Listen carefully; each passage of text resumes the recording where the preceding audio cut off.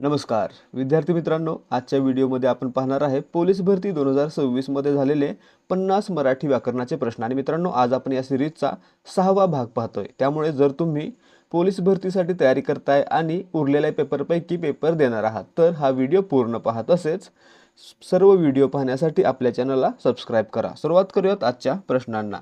या ठिकाणी पहिला प्रश्न आहे, अक्सारने या वाक्प्रचाराचा योग्य उपयोगासाठी खालील पर्यायातून अचूक निवडा। या ठिकाणी पाहायचं आहे, अक्सारने हा शब्द आक्रसने पासून बनला आणि आक्रसने म्हणजे काय तर राग येणे, म्हणजे आपलं उत्तर काय असलं पाहिजे, पर्याय ए, अक्सारने राग येणे। प्रश्न क्रमांक 2, अनुकंपा या शब्दाचा समानार्थी शब्द कोणता मित्रांनो? अनुकंपा म्हणजे दया, करुणा। ठीक आहे, म्हणजे आपलं उत्तर पर्याय ए, अनुकंपा म्हणजे करुणा, दया। प्रश्न क्रमांक 3, अपूर्व या शब्दाचा विरुद्धार्थी शब्द ओळखा। मित्रांनो, अपूर्व म्हणजे काय, जे कधीही घडलं नाही असं। आता मित्रांनो, त्याच्या विरुद्धार्थी काय असणार आहे, जे सामान्यपणे घडतं असं, म्हणजे सामान्य, पर्याय सी असणार आहे आपलं उत्तर। प्रश्न क्रमांक 4, शेतातून जाणारी वाट या शब्दसमूहाबद्दल एकच शब्द लिहा। मित्रांनो, शेतातून जाणारी वाट म्हणजे काय तर पानंद, पर्याय डी आपलं उत्तर आहे। पुढे पहा प्रश्न क्रमांक 5, केळीवर नारळी घर चंद्रमौळी या म्हणीचा अर्थ ओळखा। या ठिकाणी पहा, केळीवर नारळी घर चंद्रमौळी ही म्हण कधी वापरतात, जेव्हा परिस्थिती खूपच वाईट असते, परिस्थिती खूपच गरीब असते तेव्हा, म्हणजे आपलं उत्तर पर्याय ए। याचा अर्थ काय होतो तर अशी परिस्थिती ज्यावेळी घरातील छपरातून चंद्र तारा देखील दिसतात, म्हणजे छप्पर देखील नीट नसतं, अशी अवस्था म्हणजेच अत्यंत गरिबीची अवस्था। प्रश्न क्रमांक 6, निर्मळ या शब्दाची संधी ओळखा। निर्मळ मध्ये काय झालेलं आहे, विसर्ग संधी आलेला आहे। या ठिकाणी नी या व्यंजनानंतर किंवा अक्षरानंतर विसर्ग येतो आणि त्यानंतर अधिक मळ एकत्र येऊन निर्मळ हा शब्द तयार होतो, म्हणजेच विसर्गापुढे म आल्यामुळे विसर्गाचा र होतो, म्हणजे आपलं उत्तर आहे पर्याय ए। प्रश्न क्रमांक 7, उंट या शब्दाचे स्त्रीलिंगी रूप ओळखा। मित्रांनो, उंटाचं स्त्रीलिंगी रूप काय असतं, सांडणी, पर्याय बी आपलं उत्तर आहे। पुढे पहा प्रश्न क्रमांक 8, भाऊ आणि देश या नामांची सामान्य रूपे ओळखा। आता मित्रांनो, सामान्य रूप म्हणजे काय असतं तर एखाद्या नामाला शब्दयोगी अव्यय किंवा विभक्ती प्रत्यय जोडला जाण्या अगोदर त्या नामाच्या रूपामध्ये जो काही बदल होतो त्याला म्हणायचं त्या शब्दाचं सामान्य रूप, त्या नामाचं सामान्य रूप। मग या ठिकाणी पहा, भाऊ आणि देश या नामाला जर आपल्याला ला प्रत्यय लावायचा असेल, भावाला देशाला करायचं असेल तर काय होतं, भाऊचं भावा होतं आणि देशचं देशा होतं, म्हणजेच काय झालं, भावा आणि देशा ही त्याची सामान्य रूप आहेत, बदललेली रूप आहेत। ठीक आहे, म्हणजे पर्याय डी आपलं उत्तर आहे। प्रश्न क्रमांक 9, ती या सर्वनामाची द्वितीय विभक्तीत ओळखा। या ठिकाणी पहा मित्रांनो, ती हे सर्वनाम आहे, त्याची द्वितीय विभक्ती कोणती असणार आहे, द्वितीयचे प्रत्यय कोणते, सला ते सलनाते। मग या ठिकाणी पहा, तीस, तिला, तिजला, याच्यामध्ये स, ला आणि ला आलेला आहे, म्हणजे काय झालं, या ठिकाणी द्वितीय विभक्ती आलेली आहे ती या सर्वनामाची, म्हणजे पर्याय ए आपलं उत्तर आहे। प्रश्न क्रमांक 10, मुलगा चांगला खेळतो यातील चांगला हा शब्द काय दर्शवतो। आता मित्रांनो, चांगला हा शब्द विशेषण आहे, परंतु या वाक्यामध्ये तो काय काम करतोय, मुलगा कसा खेळतो, मुलगा चांगला खेळतो, म्हणजे चांगला हा शब्द क्रियाविशेषणाचं कार्य करतो, म्हणजे आपलं उत्तर पर्याय बी। लक्षात ठेवायचं, जेव्हा आपण क्रियापदाला कधी, कुठे, कसानं प्रश्न विचारतो तेव्हा येणारं उत्तर असतं ते क्रियाविशेषण असतं।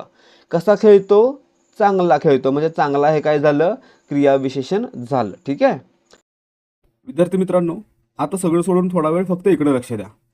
तुम्ही या व्हिडिओपर्यंत पोहोचलाय म्हणजेच तुम्ही नक्कीच पोलीस भरतीसाठी तयारी करताय। आणि मित्रांनो, तुम्ही तयारी करताय म्हणजे तुम्हाला माहीत असेलच की पोलीस भरतीसाठी मागील वर्षांच्या प्रश्नपत्रिका सोडवणे किती आवश्यक आहे। त्यासोबतच नवीन प्रश्नपत्रिका सोडवून त्या परीक्षेसाठी तयारी करणं आणि टाइम मॅनेजमेंट करणं हे देखील आवश्यक आहे। आणि मित्रांनो, यासाठीच ध्येयाधिकारी स्पर्धा परीक्षा मंच घेऊन आलेला आहे फक्त 60 रुपयांमध्ये 30 सराव प्रश्नपत्रिका, 30 पेपर फक्त 60 रुपयांमध्ये। आणि मित्रांनो, यामध्ये आपल्याला प्रत्येक पेपरमध्ये 100 प्रश्न असतील आणि त्या 100 प्रश्नांचं पूर्ण स्पष्टीकरण देखील असणार आहे। आणि हा जो पॅटर्न असणार आहे तो 25-25 चा पॅटर्न असणार आहे, म्हणजेच मराठीचे 25, सामान्य ज्ञानाचे 25, गणित बुद्धिमत्ता 25-25 असा पॅटर्न असणार आहे।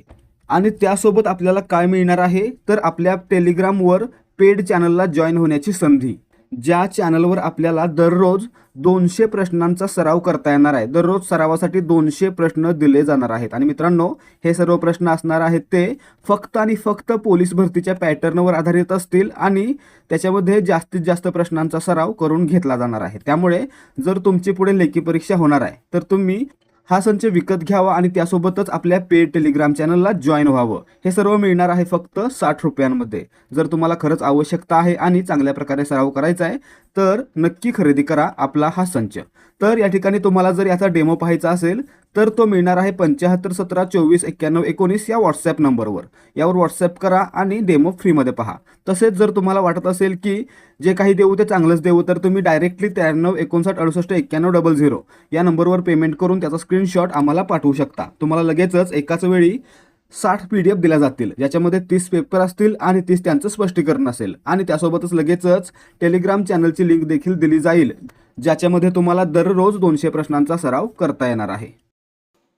पुढे पहा प्रश्न क्रमांक 11. दिनेश निबंध लिहितो, यातील लिहितो हे कोणत्या प्रकारचे क्रियापद आहे? या ठिकाणी पहा, लिहितो हे क्रियापद आहे, निबंध हे वाक्यातील कर्म आहे आणि दिनेश हा वाक्यातील कर्ता. आता जर वाक्यामध्ये कर्म आलेलं असेल तर त्या क्रियापदाला काय म्हणायचं? सकर्मक क्रियापद. आणि कर्म आलेलं नसेल तर त्याला म्हणायचं अकर्मक क्रियापद. मग या ठिकाणी पाहायचं आहे वाक्यामध्ये निबंध नावाचं कर्म आलेलं आहे म्हणजे हे काय झालं? सकर्मक क्रियापद झालं. म्हणजे आपलं उत्तर आहे पर्याय डी. कर्म आलं नसतं तर अकर्मक झालं असतं आणि 2 कर्म असते तर त्याला द्विकर्मक म्हटलं असतं. ठीक आहे. पुढे पहा प्रश्न क्रमांक 12. साप माझ्या समोरून गेला, या वाक्यातील समोरून हा शब्द कोणत्या अव्यय प्रकारात मोडेल? मित्रांनो, या ठिकाणी पाहायचं आहे समोरून. साप कोठून गेला? तर समोरून गेला. म्हणजे हे काय झालं? तर साप जाण्याचं ठिकाण दाखवतोय, स्थल दाखवतोय. म्हणजे या ठिकाणी हे काय आहे? तर स्थलदर्शक किंवा स्थलवाचक क्रियाविशेषण अव्यय आहे. म्हणजे आपलं उत्तर पर्याय बी. ठीक आहे. समोरून हा शब्द स्थल दाखवतो, ठिकाण दाखवतोय, म्हणून या ठिकाणी हे स्थलवाचक क्रियाविशेषण अव्यय आहे. पुढे पहा प्रश्न क्रमांक 13. क्रियापदाचे रूप कर्त्याच्या किंवा कर्माच्या लिंगवचनाप्रमाणे बदलत नाही व ते नेहमी तृतीय पुरुषी नपुंसकलिंगी राहते, अशा वाक्यरचनेस काय म्हणतात? या ठिकाणी पहा, ज्या ठिकाणी क्रियापदाचं रूप कर्त्याच्या लिंगवचनानुसार बदलतं त्या ठिकाणी कर्तरी प्रयोग असतो. ज्या ठिकाणी कर्माच्या लिंगवचनानुसार बदलतं त्या ठिकाणी कर्मणी प्रयोग असतो.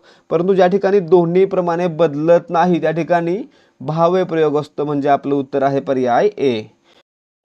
प्रश्न क्रमांक 14. चादर, मैदान, पैसा, गुलाल हे शब्द कोणत्या भाषेतून मराठीत आलेले आहेत? त्या ठिकाणी पहा, चादर, मैदान, पैसा, गुलाल हे फारसी भाषेतून मराठीमध्ये आलेले शब्द आहेत. म्हणजे आपलं उत्तर पर्याय बी असणार आहे. प्रश्न क्रमांक 15. सचिन परत आल्याखेरीज राहील का?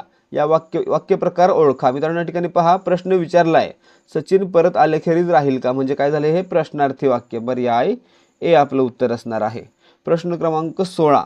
मी शाळेत जाणार नाही कारण मला ताप आला आहे, या वाक्याचा प्रकार ओळखा. या ठिकाणी पाहायचं आहे मी शाळेत जाणार नाही याचं कारण मला ताप आलेला आहे. म्हणजे हे काय झालं? कारण हे कारणदर्शक उभयान्वयी अव्यय आलं. आणि मित्रांनो, कारणदर्शक उभयान्वयी अव्यय आहे तो गौणत्व सूचक उभयान्वयी अव्ययाचा प्रकार आहे. आणि मित्रांनो, लक्षात ठेवायचं, ज्या ठिकाणी गौणत्व सूचक उभयान्वयी अव्यय आलेलं असतं त्या ठिकाणी मिश्र वाक्य बनलेलं असतं. म्हणजे आपलं उत्तर या ठिकाणी काय असणार आहे? पर्याय डी, मिश्र वाक्य. पुढे पहा प्रश्न क्रमांक 17. 500 रुपये ही देखील मोठी रक्कम आहे, या वाक्याचे नकारार्थी वाक्य करा. मित्रांनो, नकारार्थी करताना काय करायचं? वाक्याचा अर्थ बदलला नाही पाहिजे, फक्त होकारार्थीचं नकारार्थी करून टाकायचं. मग या ठिकाणी पहा, 500 रुपये ही देखील मोठीला लहान, रक्कम आहेला रक्कम नाही. म्हणजे काय होईल? 500 रुपये ही काही, देखीलसाठी काही, लहान रक्कम नाही. म्हणजे आपलं उत्तर पर्याय ए. 500 रुपये ही काही लहान रक्कम नव्हे. पुढे पहा प्रश्न क्रमांक 18. झाडे या शब्दाचे मूळ रूप लक्षात घेतल्यास त्याचे लिंग कोणते? या ठिकाणी पहा, झाडेचं मूळ रूप झाड असतं आणि झाडाला आपण काय म्हणतो? ते झाड. म्हणजे काय झालं? ते नपुंसक लिंग. म्हणजे आपलं उत्तर पर्याय ए. प्रश्न क्रमांक 19. यामिनी, शर्वरी, रजनी, विभावरी, अप्सरा यातील विसंगत शब्द ओळखा. मित्रांनो, यामिनी, शर्वरी, रजनी, विभावरी हे शब्द आहेत ते रात्रला समानार्थी आहेत, परंतु अप्सरा हा रात्रचा समानार्थी नाही म्हणून गटात बसत नाही. म्हणजे पर्याय बी आपलं उत्तर आहे. प्रश्न क्रमांक 20. तुम्ही बोलावले तर मी येईन या वाक्याचा प्रकार ओळखा. या ठिकाणी पहा, जर तुम्ही बोलावले तर मी येईन याच्यामध्ये काय झालं? जर तर हे संकेतार्थी उभयान्वी अव्यय आले म्हणजे आपलं उत्तर काय असणार आहे? पर्याय ए संकेतार्थ या वाक्यामध्ये आहे. प्रश्न क्रमांक 21, खालील शब्दातून एकवचनी शब्द ओळखा. खाटा, खाटचं अनेकवचन खाटा होतं म्हणजे खाटा हा अनेकवचनी आहे. चांदण्या, चांदणीचं चांदण्या, चांदण्या अनेकवचनी. लाटा, लाटा, लाटा अनेकवचनी, परंतु झरा, झरा मित्रांनो हा एकवचनामध्येच आहे म्हणजे आपलं उत्तर काय असणार आहे? पर्याय डी, झरा हा शब्द एकवचनी शब्द आहे. प्रश्न क्रमांक 22, काळ ओळखा. मी धुरंधर चित्रपट पाहिलेला आहे. मित्रांनो पाहिलेला आहे लक्षात ठेवायचं आहे, ला अधिक आहे अशा प्रकारचं क्रियापद असेल तर त्या ठिकाणी पूर्ण वर्तमान काळ असतो म्हणजे आपलं उत्तर पर्याय ए, ला अधिक आहेत पूर्ण वर्तमान काळ. ठीक आहे. प्रश्न क्रमांक 23, खालीलपैकी स्थलवाचक शब्दयोगी अव्यय ओळखा. मित्रांनो शब्दयोगी अव्यय काय करतं? नामाला जोडून येतं आणि या ठिकाणी स्थलवाचक असेल तर ते काय दाखवेल? ठिकाण दाखवेल, स्थळ दाखवेल. म्हणजे या ठिकाणी काय होईल? आधी काळ दाखवतोय म्हणजे कालदर्शक आहे. परीस योग्यतावाचक आहे. जोगा देखील योग्यतावाचक आहे. परंतु समक्ष म्हणजे समोर काय दाखवतोय? स्थळ दाखवतोय, ठिकाण दाखवतोय. म्हणजे या ठिकाणी काय झालं? समक्ष हे स्थलवाचक शब्दयोगी अव्यय आहे. पुढे पाहायचं आहे प्रश्न क्रमांक 24, शब्दाच्या रूपात बदल कशामुळे होतो? मित्रांनो शब्दाच्या रूपात बदल होणे म्हणजे काय? विकार होणे. आणि विकार कशामुळे होतो? तर लिंग, वचन, विभक्ती या सर्वांमुळे बदल होतो, विकार होतो म्हणजे आपलं उत्तर पर्याय डी यापैकी सर्व. प्रश्न क्रमांक 25, दोन शब्द व वाक्य यांना जोडणाऱ्या अविकारी शब्दांना खालीलपैकी काय म्हणतात? या ठिकाणी पहा, दोन शब्दांना किंवा दोन वाक्यांना जोडणाऱ्या अविकारी शब्दांना म्हणायचं उभयान्वी अव्यय म्हणजे आपलं उत्तर पर्याय ए. प्रश्न क्रमांक 26, पुढे दिलेल्या शब्दांपैकी जोडाक्षरे असलेला पर्याय ओळखा. मित्रांनो या ठिकाणी लक्षात ठेवायचे साधे नियम आहेत. लक्षात ठेवायचं आहे, व्यंजन अधिक स्वर काय बनतं? अक्षर बनतं. व्यंजन अधिक स्वर म्हणजे दोन व्यंजन अधिक स्वर या ठिकाणी काय बनतं? जोडाक्षर बनतं. मग या ठिकाणी पहा, नृपमध्ये काय झालं? तर न आणि रू एकत्र आले आणि रू काय आहे? स्वर आहे. न आहे व्यंजन म्हणजे काय झालं? एक व्यंजन एक स्वर अक्षर झालं म्हणजे नृपमध्ये आणि गृहपाठमध्ये अक्षर आहे. आणि पृथ्वीमध्ये पहा, थ अधिक व अधिक ई, दोन व्यंजन अधिक एक अक्षर काय झालं? तर एक जोडाक्षर झालं म्हणजे पृथ्वीमध्ये जोडाक्षर आहे आणि इतर दोन ठिकाणी अक्षर आहे. ठीक आहे, म्हणजे पर्याय बी आपलं उत्तर असणार आहे. पुढे पहा प्रश्न क्रमांक 27, नामे व सर्वनामे यांचे वाक्यातील क्रियापदाशी किंवा इतर शब्दांशी येणारे संबंध ज्या विकाराने दाखवले जातात त्या विकारांना टिंबटिंब म्हणतात. मित्रांनो नामाचा वाक्यातील इतर शब्दांशी आणि क्रियापदाशी असलेला संबंध दाखवण्यासाठी विभक्ती कार्य करते, विभक्ती प्रत्यय लागतो म्हणजे आपलं उत्तर असणार आहे पर्याय डी. ठीक आहे, लक्षात ठेवायचं, नामाचा वाक्यातील इतर शब्दांशी संबंध ज्या विकाराने दाखवला जातो त्या विकारांना काय म्हणायचं? विभक्ती म्हणायचं. पुढे पहा प्रश्न क्रमांक 28, खालीलपैकी कोणत्या विभक्तीचे दोन्ही वचनातील प्रत्यय सारखेच आहेत? मित्रांनो या ठिकाणी पहा, प्रथम विभक्तीला प्रत्यय नाहीत, द्वितीयला सलाते सलानाते, तृतीयला नेयशी निहीशी आणि सप्तमीला अनेक वचन आणि एकवचनामध्ये त ई आ हे प्रत्यय असतात. एकवचनामध्ये तय्या आणि एकवचनामध्ये तय्या म्हणजे या ठिकाणी पर्याय डी सप्तमीमध्ये दोन्ही वचनातील प्रत्यय सारखेच असतात. पुढे पहा प्रश्न क्रमांक 29, पुढील प्रश्नांच्या योग्य उत्तराचा क्रमांक निवडा. क्रियापद म्हणजे वाक्याचा अर्थ पूर्ण करणारा क्रियावाचक शब्द. बरोबर आहे मित्रांनो, ही क्रियापदाची व्याख्या आहे. आपल्याला काय करायचं आहे? अचूक नसलेली म्हणजे चुकीची विधाने ओळखायची आहेत. ब पहा, क्रियापदातील प्रत्ययरहित मूळ शब्दाला धातू म्हणतात, हे देखील बरोबर आहे. आणि क पहा, सर्व क्रियापदे क्रिया दाखवतात. मित्रांनो काही क्रियापदे क्रिया दाखवतात तर काही क्रियापदे क्रिया दाखवतच नाहीत, ते काय करतात? फक्त वाक्याचा अर्थ पूर्ण करतात. म्हणजे या ठिकाणी तिसरे विधान आहे ते असत्य आहे म्हणजे आपलं उत्तर फक्त विधान क पर्याय ए हे असत्य आहे. आपल्याला काय विचारलंय? अचूक नसलेली म्हणजे चुकीची विधानं. चुकीचं कोणतं आहे? फक्त क. प्रश्न क्रमांक 30, मुख्य काळ किती आहेत? मित्रांनो काळाचे मुख्य प्रकार 3 आहेत म्हणजे आपलं उत्तर पर्याय बी. भूतकाळ, वर्तमान काळ आणि भविष्यकाळ. आता मित्रांनो याच्या पुढे आणखी बरेच प्रकार पडतात, जसं की वर्तमान काळाचे 4, भूतकाळाचे 4 आणि भविष्यकाळाचे 4 असे प्रत्येकी 4 प्रकार पडतात. पुढे पाहायचं प्रश्न क्रमांक 31, दोन किंवा अधिक शब्द अथवा दोन किंवा अधिक वाक्य यांना जोडणाऱ्या अविकारी शब्दांना टिंबटिंब म्हणतात. मित्रांनो दोन वाक्यांना किंवा दोन शब्दांना जोडणाऱ्या अविकारी शब्दांना काय म्हणायचं? तर उभयान्वी अव्यय म्हणायचं म्हणजे आपलं उत्तर पर्याय बी असणार आहे. प्रश्न क्रमांक 32, पुढील वाक्यातील प्रयोग ओळखा. बंदीच्या काळात पुण्यात लोकांकडून गरिबांना धान्य वाटण्यात आले. मित्रांनो या ठिकाणी पहा काय ओळखायचं आहे, तर प्रयोग ओळखायचा आहे. आणि मित्रांनो लोकांकडून या ठिकाणी कर्त्याला कडून प्रत्यय लागलाय आणि वाटण्यात आले म्हणजे काय झालं, इंग्रजीतील पॅसिव्ह वॉइस सारखी रचना आणि इंग्रजीतील पॅसिव्ह वॉइस सारखी रचना असेल तर त्या ठिकाणी काय असतं, नवीन कर्मणी किंवा कर्मकर्तरी प्रयोग असतो. म्हणजे आपलं उत्तर या ठिकाणी काय असलं पाहिजे, नवीन कर्मणी किंवा कर्मकर्तरी. परंतु यापैकी कोणतंच पर्यायामध्ये आलेलं नाहीये. मग मित्रांनो हा काय आहे, कर्मणी प्रयोगाचा प्रकार आहे. म्हणून आपलं उत्तर काय असलं पाहिजे, कर्मणी प्रयोग म्हणजे पर्याय ए. प्रश्न क्रमांक 33. खाली दिलेल्या वाक्याचा प्रकार ओळखा.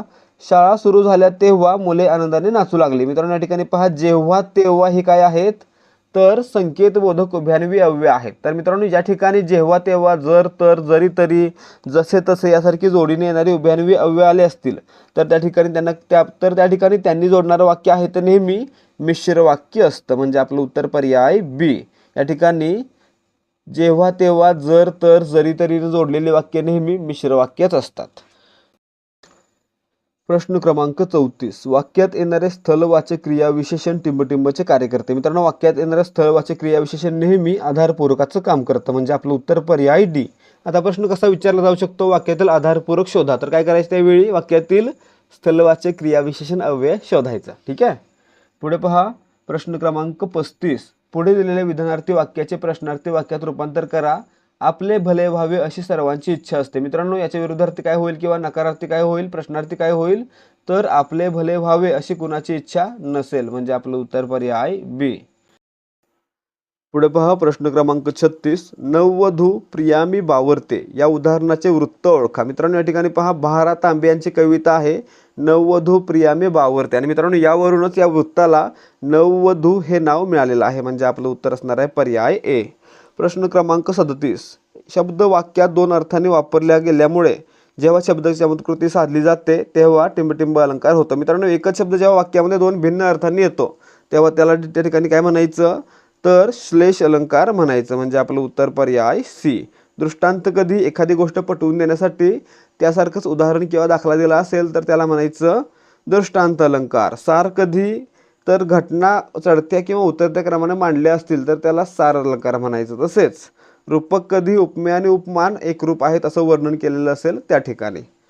पुढे पहा प्रश्न क्रमांक 38. पुढील विधाने वाचा. कर्तरी प्रयोगात क्रियापद हे कर्त्याच्या तंत्राप्रमाणे चालते. बरोबर आहे. कर्तरी प्रयोगामध्ये क्रियापदाचं रूप कर्त्यानुसार बदलतं म्हणजे हे योग्य. ब पहा कर्मणी प्रयोगात कर्ता हा प्रथमांत कधीच नसतो. मित्रांनो कर्मणी प्रयोगामध्ये कर्ता कधीच प्रथमांत असू शकत नाही, कारण या ठिकाणी काय असतं, कर्म हे प्रथमांत असतं. म्हणजे या ठिकाणी दुसरं विधान देखील योग्य आहे. आणि सी पहा क पहा भाव्य प्रयोगात कर्ता किंवा कर्म हे दोन्ही गौण असतात. बरोबर आहे मित्रांनो. भाव्य प्रयोगामध्ये कर्ता किंवा कर्म या दोन्हीनुसार क्रियापदाचं रूप बदलत नाही म्हणजे दोन्ही गौण असतात. म्हणजे तिसरे विधान देखील योग्य आहे. म्हणजे आपलं उत्तर काय असणार आहे, पर्याय बी. अ ब आणि क दोन्ही बरोबर. ठीक आहे. पुढे पाहायचं आहे प्रश्न क्रमांक 39. पगार हा शब्द कोणत्या भाषेतून आलेला आहे. मित्रांनो पगार हा शब्द पोर्तुगीज भाषेतून मराठीमध्ये आलेला आहे. म्हणजे आपलं उत्तर पर्याय बी. पुढे पहा प्रश्न क्रमांक 40. अनन्वय हा अलंकार केव्हा प्रकटतो. मित्रांनो अनन्वय अलंकार कधी असतो, जेव्हा उपमेयाला दुसऱ्या कशाची उपमा देता येत नाही म्हणून त्याची स्वतःचीच उपमा दिली जाते. त्या ठिकाणी काय म्हणायचं, अनन्वय अलंकार. म्हणजे त्या ठिकाणी उपमेयास उपमेयाशिवाय दुसरे उपमानच नाही असे वर्णन असल्यास त्या ठिकाणी अनन्वय अलंकार होतं. म्हणजे पर्याय ए आपलं उत्तर आहे. प्रश्न क्रमांक 41. पुढीलपैकी कोणते मात्रा वृत्त नाही. मित्रांनो या ठिकाणी पहा आर्या, साकी, पादाकुलक ही मात्रा वृत्त आहेत, परंतु हरिणी हे मात्रा वृत्त नाही. म्हणजे आपलं उत्तर पर्याय ए असणार आहे. हरणी हे काय आहे, हरणी हे मित्रांनो अक्षर गणवृत्त आहे. ठीक आहे. पुढे पहा प्रश्न क्रमांक 42. खालील प्रश्नात सोडवून दाखवलेल्या संधियुक्त शब्दाचा योग्य पर्याय निवडा. गो अधिक ईश्वर. मित्रांनो गो अधिक ईश्वर काय होतो, गविश्वर होतो. गो अधिक ईश्वर गविश्वर. म्हणजे पर्याय ए आपलं उत्तर आहे. प्रश्न क्रमांक 43. अलंकारिक शब्द व अर्थ यांची चुकीची जोडी कोणती. या ठिकाणी पहा अलबत्या गलबत्या लुडबुड करणारा मनुष्य हे बरोबर आहे. जांबुवंत वयोवृद्ध नायक हे देखील बरोबर आहे. अडेल तट्टू हट्टी मनुष्य हे देखील बरोबर आहे, परंतु तिरशिंगराव म्हणजे चकना मनुष्य हे चुकीचं आहे. तिरशिंगराव म्हणजे काय, अतिशय रागीट मनुष्य. म्हणजे या ठिकाणी पर्याय ए चुकीचा आहे. ठीक आहे. प्रश्न क्रमांक 44. निरभ्र आकाशात रात्रीच्या वेळी तारकांचा टिंबटिंब पाहण्यात एक वेगळीच मजा असते. मित्रांनो, तारकांच्या समूहाला काय म्हणायचं तर पुंज असं म्हणायचं. म्हणजे आपलं उत्तर पर्याय डी, तारकांचा पुंज पाहण्यास एक वेगळीच मजा असते. पुढे पहा प्रश्न क्रमांक 45. दुसऱ्याला त्याग करायला सांगायचे आणि आपण मात्र काहीच करायचं नाही या अर्थाची म्हण ओळखा. मित्रांनो, दुसऱ्याला त्याग करायला लावायचं आणि आपण काहीच करायचं नाही यासाठी कोणते म्हण वापरले जाते तर हलवायाच्या घरावर तुळशीपत्र. म्हणजे आपलं उत्तर पर्याय ए. पुढे पहा प्रश्न क्रमांक 46. म्हणी आणि त्यांचे अर्थ यांच्या योग्य जोड्या जुळवा. देश तसा वेश. मित्रांनो, देश तसा वेशचा म्हणचा अर्थ काय असणार आहे तर परिस्थितीनुसार वागणे, परिस्थिती पाहून वागणे. घरोघरी मातीची चुली, सर्वत्र सारखी परिस्थिती असणे. नवी विटी नवे राज्य, सगळीच परिस्थिती नवीन असणे. आणि सरडे धाव कुंपणापर्यंत प्रत्येक गोष्टीची मर्यादा असते. म्हणजे आपलं उत्तर काय असणार आहे 2, 3, 1, 4. 2, 3, 1, 4 कुठं आलेलं आहे तर पर्याय सी मध्ये. ठीक आहे, 2, 3, 1, 4. पुढे पहा प्रश्न क्रमांक 47. पुढे दिलेले परभाषिक शब्द आणि मराठीतील प्रतिशब्द यांची जोडी ओळखा. या ठिकाणी पाहायचं एम्बसी म्हणजे राजदूतावास, बरोबर आहे. चान्सलर म्हणजे कुलगुरू, चुकलेला आहे. चान्सलर म्हणजे काय असतो कुलपती असतो आणि व्हाईस चान्सलर म्हणजे कुलगुरू असतो. ठीक आहे.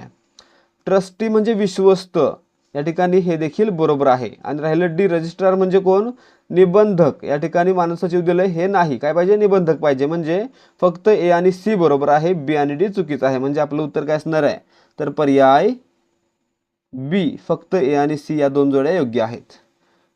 पुढे पहा प्रश्न क्रमांक 48. आत्मचरित्र आणि लेखक यांची चुकीची जोडी ओळखा. या ठिकाणी पहा आत्मचरित्र कृष्णाकाठ यशवंतराव चव्हाण बरोबर.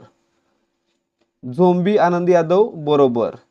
अंतर्यामी सूर गवसला श्रीनिवास खळे हे देखील बरोबर. आणि ज्वाला आणि फुले कोणाचं आहे बाबा आमटे यांचं आहे. प्रकाश आमटे यांचं कोणतं आहे प्रकाश वाटा. म्हणजे या ठिकाणी काय झालं तर पर्याय सी आहे तो चुकीचा दिलेला आहे. म्हणजे पर्याय सी ही जोडी चुकीची आहे.